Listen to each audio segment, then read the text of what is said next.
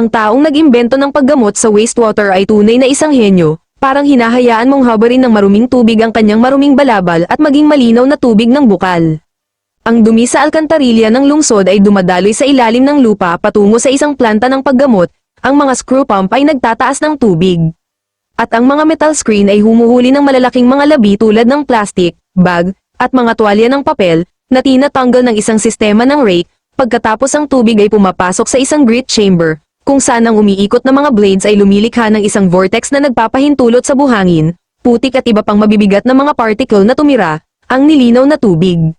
Dumadaloy sa isang pangunahing sedimentation tank, kung saan itinutulak ng mga scraper ang putik, sa mga hukay, at ang langis sa ibabaw ay kinukuha. Pagkatapos nito, ang tubig ay pumapasok sa aeration tank, isang paraiso para sa mga microorganism, bacteria at protozoa, kumakain sa organic matter, habang ang hangin ay binomba mula sa ibaba upang magbigay ng oxygen, habang ang proseso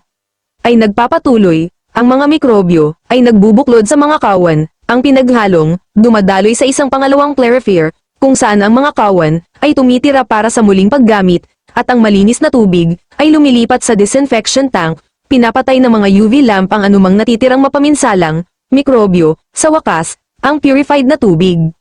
ay inilalabas sa pamamagitan ng diffuser, mga tubo sa mga ilog, na halos walang epekto sa kapaligiran.